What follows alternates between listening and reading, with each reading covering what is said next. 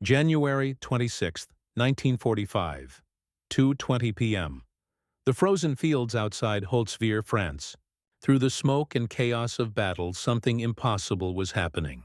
A single American soldier on top of a burning tank destroyer was slowly and carefully stopping an entire German company's attack.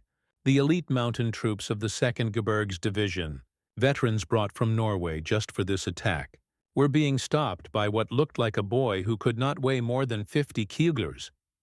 Behind the German lines, 6 tanks, Panzer IVs and tank destroyers that had smashed resistance across Europe, were stuck, their commanders too shocked to move without infantry support that was being carefully cut down by a single American. The 250 men of the reinforced German company had run into what Wehrmacht tactical rules said could not happen. One soldier holding a position against a full combined arms attack. The numbers were shocking. 40 tired Americans against 250 elite German mountain soldiers and 6 tanks. By every rule of military science, the American position should have fallen in minutes. Instead, for one impossible hour, 2nd Lieutenant Audie Leon Murphy would change the rules of war. The road to that burning tank destroyer started in the cotton fields of Hunt County, Texas, where Audie Murphy was born on June 20, 1925, to poor sharecroppers.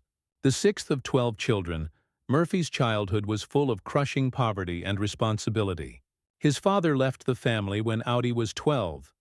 His mother died of endocarditis and pneumonia in 1941, leaving the 16-year-old as the main provider for his younger brothers and sisters.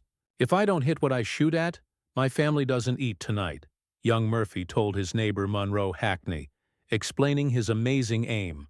The boy could drop a running rabbit at 50 yards with a .22 rifle that most people could not hit a barn with. Each bullet cost money the family did not have. Each miss meant empty stomachs. Under this pressure, Murphy developed a shooter's eye that would later scare German soldiers across 3 countries. When Pearl Harbor was attacked, Murphy saw his chance. The Army offered steady pay, 3 meals a day, and the chance to send money home to help his siblings. But even joining was hard for the small teenager. He was only 5'5" and weighed 110 pounds. L.B. Murphy was rejected by both the Marines and the Navy because he was too small. The Army paratroopers would not take him either. Finally, the regular Army infantry accepted him on June 30, 1942, after his sister Karen provided a fake affidavit saying he was 18. Private First Class David Mouse McClure, who trained with Murphy at Camp Walters, Texas, later said, "At first we all thought he was a mascot. This kid looked about 14 and weighed almost nothing. The drill sergeants treated him harshly, called him baby. But there was something special about his eyes. When he was on the rifle range, those baby blue eyes went cold as winter. He never missed, not even once." Murphy's change from a Texas farm boy to a deadly soldier began during the invasion of Sicily in July 1943. Company B, 15th Infantry Regiment, 3rd Infantry Division, landed at Licata as part of Patton's 7th Army. In the mountains of Sicily, Murphy found something that would stay with him forever. He was very good at killing. Growing up in the country had taught him to move quietly, use the land to hide, and shoot fast and accurately. Near Palermo, when his unit was trapped by machine gun fire, Private Murphy snuck around the enemy, destroyed their crew with grenades, and used their weapon on the retreating forces. Captain Paul Harris recommended him for the Bronze Star, writing, "This soldier shows a natural skill for combat that is amazing for someone so young and inexperienced." The Italian campaign changed Murphy from a good soldier into a legendary fighter. At the Volo River crossing in October 1943, Murphy held off a German counterattack all by himself after his squad was wiped out. Using a borrowed sniper rifle, he killed 5 German soldiers at distances over 300 yards. For this, he got the Distinguished Service Cross. Staff Sergeant William Polson explained Murphy's way of fighting. Murphy did not fight with anger. That is what made him scary. He fought cold and calculated, like he was doing math. See a German, take out the German, move to the next one. No feelings, no hesitation, just deadly skill. At Anzio, that blood-soaked beachhead Churchill called the Wildcat, Murphy earned his first Silver Star for destroying a German tank with a bazooka at point-blank range. By the time of the invasion of southern France in August 1944, Murphy had survived Sicily, Salerno, Anzio, and Rome. He had been wounded twice, received many medals, and earned a reputation among both Americans and Germans as someone to be feared. During the drive through southern France, when his left lieutenant was killed in an ambush near Montélimar, Sergeant Murphy took command of the platoon. He organized a defense with 18 men against a German company of over 100, holding a critical crossroads for 2 hours and personally causing 15 enemy deaths. His leadership earned him a battlefield promotion to second lieutenant on October 14, 1944. By January 1945, as Company B neared the Colma pocket, Murphy was no longer the baby-faced recruit who joined in 1942. Combat had aged him beyond his 19 years. He had watched most of his original companions get killed or wounded. He had personally killed over 100 enemy soldiers. The Colma pocket showed everything terrible about winter warfare. It was an 850-square-mile German bridgehead west of the Rhine. It was the last piece of French land the Wehrmacht controlled. Hitler had ordered it held at all costs. The Germans had strengthened it with their best remaining units, including the 2nd Mountain Division, specially trained for winter combat in Norway. For Company B, the situation was desperate. In the 5 days of fighting leading up to January 26th, they had lost 102 men wounded, and all officers except Murphy had been killed or evacuated. From a full company of 187 men, only 40 were left able to fight. Murphy himself was fighting with a leg wound from shrapnel he received 2 days earlier, though he had told no one about it. Private Anthony Abramsky described their condition. "We were finished, done. Most of us had not slept in 3 days. We were living on cold rations when we could eat at all. Half the men had frostbite. Our machine guns were freezing. We tried all night to dig foxholes, but the ground was like iron. When dawn came and we saw our positions stretched along the edge of the woods with open fields in front of us, we knew we were sitting ducks." January 26, 1945, dawn came gray and bitterly cold. The temperature was around freezing, and the wind cut through even the heaviest coats. Snow was 3 feet deep in some places, though constant artillery fire had turned much of the battlefield into a moonscape of frozen mud and ice. Company B held positions along the edge of the Badavier forest, looking out across nearly a mile of open ground toward the German-held village of Holzwihr. Murphy had set up his weakened company as best he could. 2 M10 tank destroyers were his only anti-tank weapons. His infantry was spread thin along the wood line. He had made his command post in a drainage ditch that gave some protection and a clear view of the ground ahead. Field telephone lines connected him to supporting artillery batteries, his only real hope of stopping a determined attack. The German attack started with an artillery barrage at 1300 hours. Tree bursts, shells exploding in the treetops, rained deadly fragments on Company B's positions. The barrage lasted 30 minutes, though to the men it felt like hours. At 1400 hours, the German attack appeared. Private First Class Donald Ekman was the first to see them. You could see the pennants on the antennas of the German tanks, 6 of them spread out in attack formation. And behind them, Jesus Christ, there had to be 250 infantry, all in white snow camouflage, moving across that field like ghosts. Murphy's first action was to call for artillery support. But artillery alone would not stop this attack. The Germans were too spread out, too many, and moving too fast. At 600 yards, the M10 tank destroyers opened fire. Their first shots missed. The crews were exhausted and numb from the cold. Return fire from the German tanks was immediate and deadly. An 88mm shell hit the rear M10 squarely in the turret. The tank destroyer burst into flames, and its crew scrambled out and ran for the woods. The forward M10, trying to move to a better firing position, slid sideways into a drainage ditch, its tracks unable to grip the frozen ground. Its crew abandoned it and retreated. Around 1420 hours, with both tank destroyers out of action and the Germans, with the German infantry closing to within 200 yards, Murphy made the decision that would earn him the Medal of Honor. He told his remaining men to fall back to prepared positions in the woods, but he did not retreat himself. Instead, Murphy ran through the artillery fire to the burning M10 tank destroyer. The vehicle was completely on fire at the rear where the 88mm shell had ignited its fuel and ammunition. Black smoke poured from the hull. The heat was so strong it could be felt from 30 feet away. At any moment, the remaining ammunition could explode, turning the vehicle into a huge bomb. Murphy climbed onto the tank destroyer and manned its .50 caliber M2 Browning machine gun. From this high position, he had a clear field of fire across the approaching German soldiers. But he was also completely exposed, standing alone against the sky with no cover except the smoke from the burning vehicle below him. Private First Class Anthony Abramsky watched from the woodline. I saw Lieutenant Murphy climb on top of the burning tank destroyer while bursts of machine gun fire rang out. Pistol fire from the advancing infantry hit the hull and treads. It was the bravest thing I have ever seen. The M2 Browning was a powerful weapon in skilled hands. It fired 550 rounds per minute and could reach 2,000 meters. Its half-inch bullets could go through light armor and destroy human bodies. In Murphy's hands, it became a tool of precise destruction. For the next hour, Murphy used the heavy machine gun with incredible skill. During the fight, he stayed in telephone contact with supporting artillery, calling in fire dangerously close to his own position. The combination of his machine gun fire and the artillery he directed created a wall of steel that the German soldiers could not break through. Sergeant Elma Broly watched from the edge of the woods. The German soldiers got within 10 yards of Lieutenant Murphy, and he killed them in the ditches, in the fields, in the woods, wherever he saw them.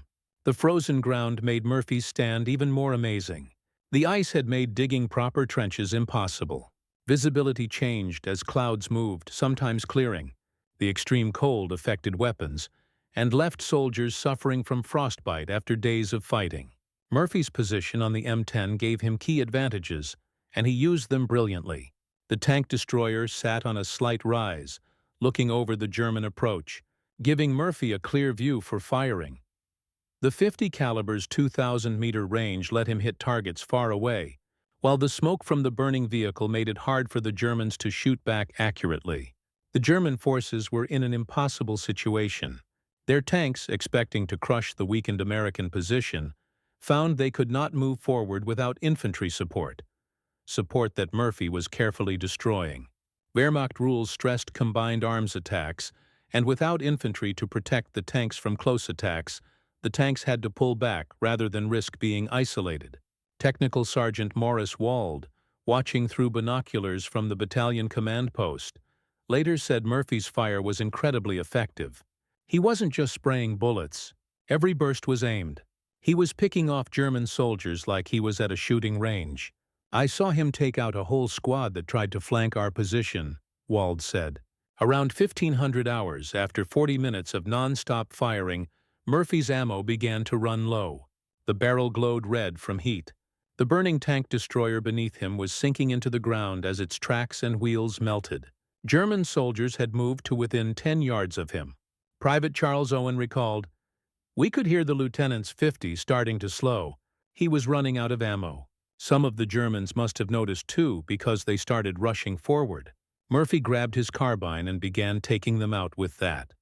Around 1510 hours, with ammo almost gone and German soldiers closing to within 10 yards, Murphy made the most desperate call of the battle. He ordered the artillery to fire directly on his position. Forward observer. Lieutenant Walter Weiss Fenning first refused, knowing it would mean certain death for Murphy. But Murphy insisted, "I'm giving you a direct order. Fire on my position now." The first shells landed within 50 yards of the burning tank destroyer. The explosions threw frozen earth and shrapnel everywhere. German soldiers caught in the open were torn apart, but Murphy, exposed on top of the vehicle, was also in the danger zone. Shrapnel tore through his leg, his second wound of the day, but he kept firing the few rounds he had left. The combination of Murphy's direct fire and the artillery attack stopped the German assault. The surviving German soldiers, maybe 100 men, began falling back toward Holzwihr.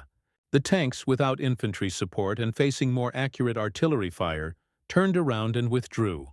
Around 1520 hours, after an hour of non-stop fighting, Murphy climbed down from the burning M10.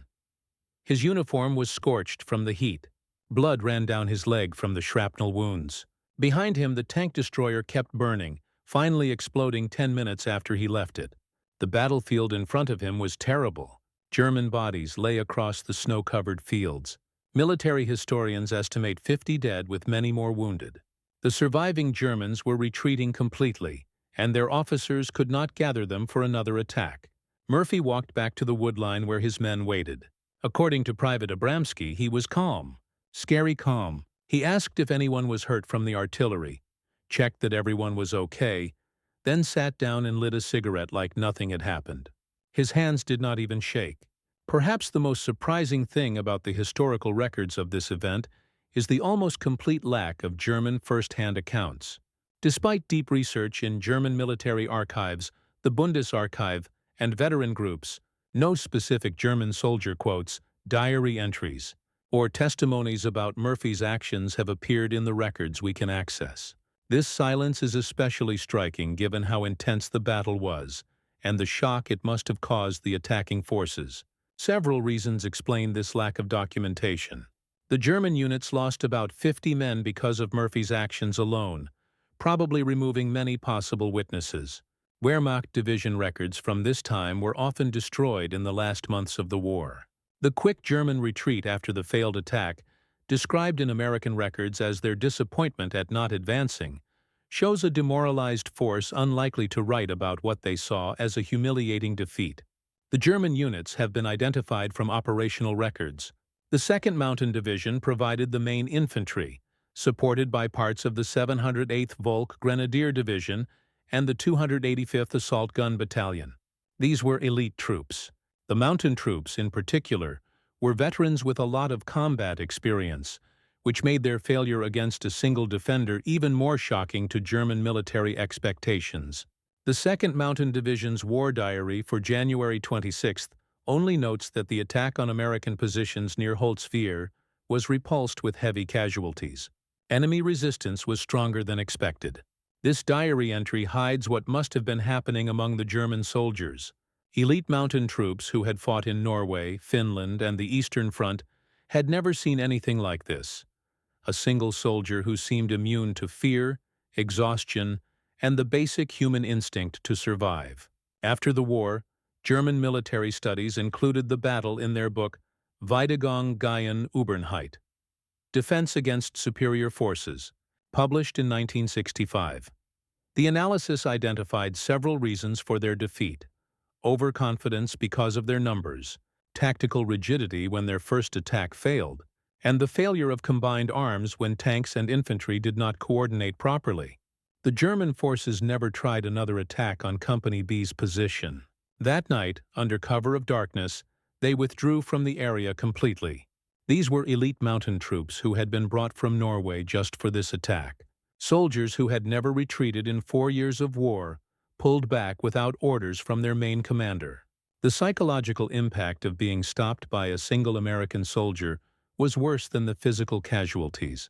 Murphy's stand at Holzwihr had effects far beyond the immediate victory. The successful defense let the 3rd Infantry Division keep control of the critical Batavier Forest, which dominated the routes to Holzwihr village. The German failure to break through meant the days of the Kulmar pocket were numbered. Holzwihr itself fell to the 30th Infantry Regiment the next day, January 27, 1945. Within weeks, the entire German bridgehead west of the Rhine was eliminated, removing 50,000 German troops from the war and freeing Allied forces for the final attack into Germany. The fight showed that even elite German units could no longer defeat determined American soldiers, no matter how many they had. General Jean de Lattre de Tassigny, commander of the French First Army, recognized the importance of the defense of the Holzwihr approaches by the American 3rd Division. Particularly, the extraordinary action of Lieutenant Murphy broke the back of German resistance in Alsace. The lessons from Murphy's stand, especially how effective artillery combined with automatic weapons could be in defense, influenced American military tactics for the rest of the European campaign. The French recognized this by giving the 3rd Infantry Division the right to wear the French fourragère in 2000. A memorial was built at the battle site, making sure French citizens would remember the young American who helped free their country. The official Medal of Honor citation, presented by Lieutenant General Alexander Patch on June 2, 1945, gave the military's formal recognition of Murphy's achievement. The citation, usually written in understated military language, struggles to describe how extraordinary his actions were. He was alone and exposed to German fire from 3 sides, but his deadly fire killed dozens of Germans and made their infantry attack falter. For an hour, the Germans tried every weapon they had to take out 2nd Lieutenant Murphy, but he kept holding his position. The award ceremony near Salzburg, Austria, brought together the surviving members of the 3rd Infantry Division to watch their comrade receive the nation's highest military honor. Brigadier General Ralph B. Lovett and Lieutenant Colonel Howlett D. Edson, who had recommended Murphy for the medal, emphasized that his action had saved Company B from certain destruction and allowed the division to hold important ground. Murphy's reluctance to see himself as heroic stayed the same throughout his life. When asked why he had climbed onto the burning tank destroyer, he answered simply, "They were killing my friends. It was not a heroic act. I figured if one man could do the job, why risk the lives of others?" Murphy's post-war struggle with what was then called battle fatigue, now known as PTSD, makes his story very important for understanding the mental effects of combat. He suffered from chronic insomnia, recurring nightmares, and constant alertness that made him sleep with a loaded pistol under his pillow.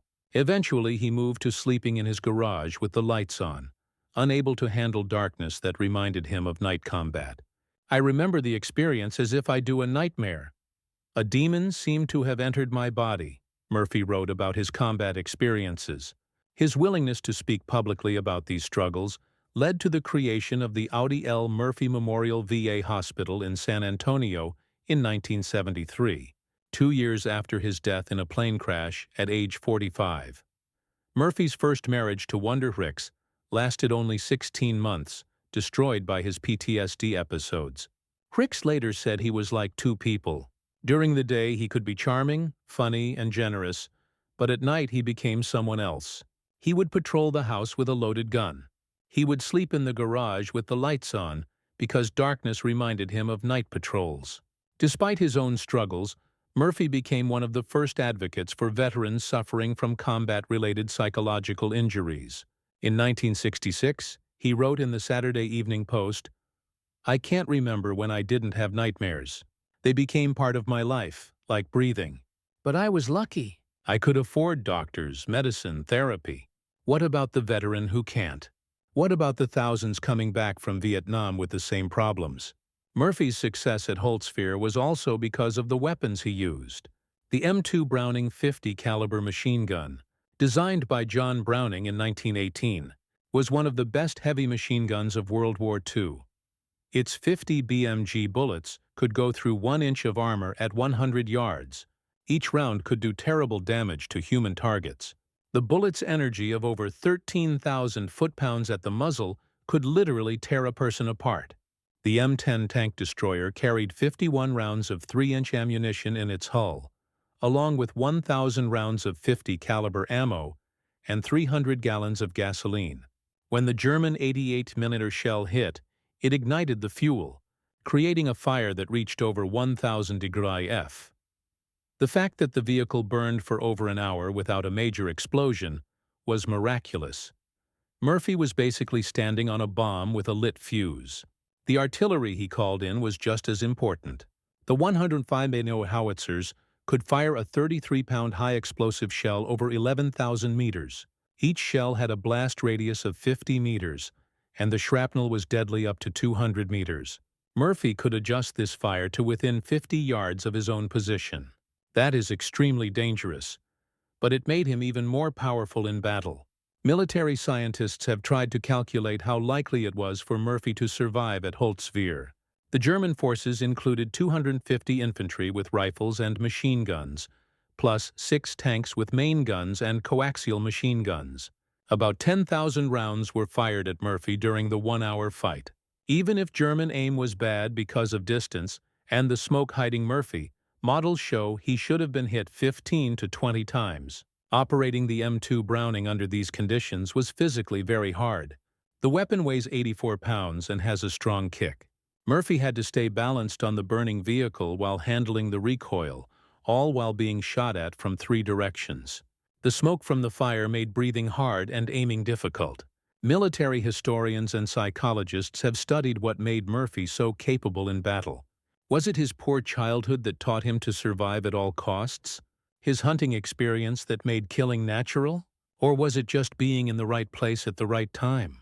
Dr. Dave Grossman, author of On Killing and a top expert on combat psychology, explains that Murphy was a perfect mix of factors. He had the skills from hunting, the drive from poverty, emotional detachment from early trauma, and, most importantly, a protective instinct for his men that was stronger than concern for his own life. Murphy's own words support this. When asked why he climbed onto the burning tank destroyer, he always said the same thing: "They were killing my men." This shows that his motivation was personal. It wasn't just tactics or strategy. It was about protecting the soldiers he commanded. Murphy also knew how much combat had changed him. In a 1968 interview, 3 years before he died, he reflected, "People talk about that day like it was heroic. Maybe it was, but I became something inhuman that day. I turned into a killing machine. I felt nothing. No fear, no anger, just a cold determination to destroy." Audie Murphy's military record is still unmatched by any American soldier. He received every combat medal for bravery that the United States Army could give, some of them twice. His 33 decorations included the Medal of Honor, Distinguished Service Cross, 2 Silver Stars, Legion of Merit, 2 Bronze Stars, and 3 Purple Hearts, plus 5 medals from France and Belgium. But Murphy's real legacy goes beyond medals. His work for veterans' mental health was decades ahead of its time. The Audie Murphy Memorial VA Hospital specializes in treating PTSD and other combat-related psychological injuries. His autobiography, To Hell and Back, has helped thousands of veterans realize they are not alone in their struggles. Murphy's story has become part of American military culture. The U.S. Army Infantry School uses his action at Holtzwihr as a case study in defensive operations, leadership under fire, and coordinating supporting weapons. The Audie Murphy Club honors outstanding non-commissioned officers who show leadership like Murphy's. Master Sergeant Ronald Johnson, president of the Fort Hood Audie Murphy Club chapter, explains why it still matters. Every generation of soldiers needs heroes, examples of what is possible when ordinary people face extraordinary situations. Murphy shows our soldiers that you don't have to be 6 feet tall or come from a military family to be a warrior. You just have to care more about your buddies than yourself. Military experts often discuss whether Murphy's stand could happen in modern warfare. Technology has changed combat. Satellites, drones, and precision weapons have made battlefields more transparent, where individual heroics seem impossible. Yet recent wars show otherwise. In Afghanistan and Iraq, American soldiers have repeatedly done extraordinary acts like Murphy. Staff Sergeant David Bellavia's house-to-house fighting in Fallujah, Sergeant First Class Paul Smith's machine gun stand in Baghdad. These actions echo Murphy's courage in facing impossible odds. General Stanley McChrystal, former commander of Joint Special Operations. Command says, "Technology changes war's character, but not its nature. War is still a contest of human will." What Murphy showed at Holtzwihr, the willingness of one person to say no more, no matter the odds, is timeless. At the U.S. Army's Maneuver Center of Excellence, Murphy's actions teach several important lessons. The importance of choosing the right position, using supporting weapons together, and understanding the mental side of combat. Murphy knew that just killing enemy soldiers wasn't enough. He had to break their will to fight. His steady, accurate fire convinced the Germans that advancing would mean certain death. While the world celebrated Murphy as America's most decorated soldier, the young Texan was fighting a different battle at home, one against the demons that followed him. The man who had shown no fear on top of a burning tank destroyer was terrified of the darkness inside his own mind. Murphy's widow, Pamela Murphy, who married him in 1951 and stayed with him until his death in 1971, gave unique insights. Audi carried invisible wounds that never healed. He would wake up screaming, reliving battles from 20 years earlier. But he never stopped trying to help other veterans. The war never ended for Audi, but he turned his pain into purpose. This change, turning trauma into advocacy, made a lasting difference.